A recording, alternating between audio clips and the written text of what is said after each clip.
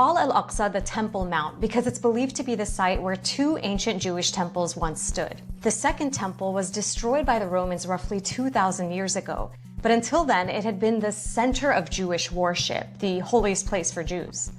Still, even after they occupied the site in 1967, Israeli authorities maintained a policy that Jews should not pray there and that only Muslims can. But that might be changing.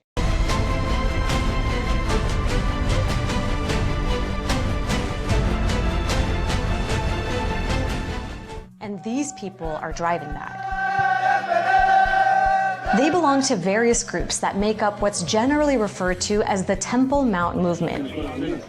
Their ultimate goal is to demolish the mosque, this symbol of Palestinian nationhood, this sacred site to Muslims worldwide, and build a third Jewish temple there. And they're pretty open about their plans. For 34 years, the Temple Institute has been preparing for the rebuilding of the Holy Temple and the renewal of the divine service. They've even got detailed architectural renderings of what the temple would look like. They receive financial support from the Israeli government and charities in the US, Canada, and the UK. In recent years, they've even offered cash rewards to Jews who enter the Al-Aqsa compound or slaughter animals there, which was part of Jewish ritual at the original temple.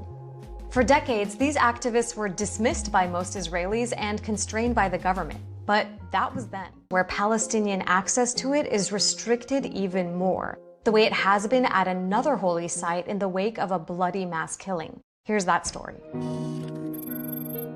20 miles south of Jerusalem is the Israeli-occupied city of Hebron, where the prophet Abraham is believed to be buried with members of his family under this building. Abraham is a central figure for both Jews and Muslims. That's why Jews call this site the Cave of the Patriarchs, and Muslims refer to it as the Ibrahimi Mosque. After the occupation began in 1967, Hebron was the first place that Israelis settled in violation of international law. Jews and Muslims both prayed at the site, but the situation was volatile. On the morning of February 25, 1994, hundreds of Palestinian Muslims were praying at the Ibrahimi Mosque. An American-born Israeli settler, a reservist in the Israeli army carrying an automatic rifle, entered the mosque, waited for worshippers to kneel down in prayer, and then started shooting. Baruch Goldstein killed 29 people and injured more than 120. One witness described how there were bodies and blood everywhere. Goldstein's massacre ended when the survivors hit him with a fire extinguisher and beat him to death. The injured were rushed to hospitals, which were overwhelmed. And as news of the killing spread, protests broke out across Hebron. Israeli soldiers opened fire, killing more than 20 additional Palestinians in the following days.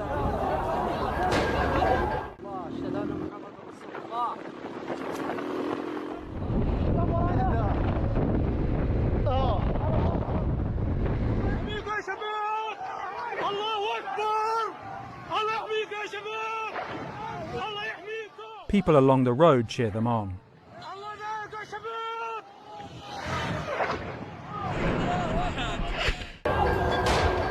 While we were researching this story, we came across a letter published in the New York Times in 1981. The author notes the difference between Palestinian and Israeli birth rates. The solution, he writes, is for Israel to, quote, act decisively to remove the Arab minority from within its borders. The letter was written by Baruch Goldstein 2 years before he left the United States for Israel. Goldstein joined the Israeli military and became an army doctor, but often refused to treat non-Jews. He joined an anti-Arab political party called Kach that was later banned for inciting racism. He lived and was eventually buried in Kiryat Arba, an illegal Israeli settlement in Hebron. The settlers there strongly believe that Hebron should be theirs alone. I think that his act brought a lot of security to the Jewish people here in Hebron and Kiryat Arba. After the massacre, the settlement's chief rabbi described Goldstein as holier than all the martyrs of the Holocaust. Goldstein's grave is often visited by supporters, and his tombstone reads, "He gave his life for the people of Israel, its Torah and land." The massacre led to big changes in Hebron at the expense of its victims, the Palestinians. Under the pretext of securing the settlers who lived in the old city and preventing more violence, the Israeli army imposed a 2-week curfew on all of Hebron's Palestinians. It made the area around the Ibrahimi Mosque permanently off limits to everyone except settlers and foreign tourists. This had been a bustling marketplace, a commercial center for Palestinian life. But after the massacre, these shopfronts were welded shut by the Israeli army. The old city is now cut off from the rest of Hebron by dozens of Israeli checkpoints, making it very difficult for most Palestinians to get there or pray at the mosque. Israel also forcibly divided the Ibrahimi Mosque, 40% for Muslims and 60% for Jews, but all of it under full Israeli military control. Basically, the settlers won. And here's how that story is connected to today. Palestinians fear that what happened in Hebron in 1994 could be repeated in Jerusalem.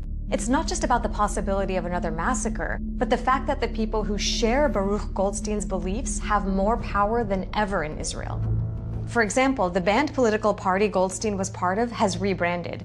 Some of its former members joined new parties and are now in the Israeli Knesset. They're drafting and passing laws and are part of the ruling coalition government. Take the Otzma Yehudit party, for instance. Its platform explicitly calls for Palestinians to leave, saying it'll work to remove the enemies of Israel from our country. It also calls for Israeli sovereignty and ownership to be imposed over the Temple Mount. And its leader had a photograph of Baruch Goldstein hanging on his living room wall. זה החלום. זה החלום שהתגשם בעזרת השם. הבעיה שיש שם, כרגע יש שם משהו אחר, אתה יודע, איתמר. כרגע. הדגש הוא על הכרגע. For Palestinians, that's a call to cut them off from Jerusalem and Al-Aqsa, and another threat to their very presence on this land. Most of the world's governments, including Israel's biggest backer, the United States, have insisted for decades that a peace deal between Israelis and Palestinians would include a formula for dividing or sharing Jerusalem.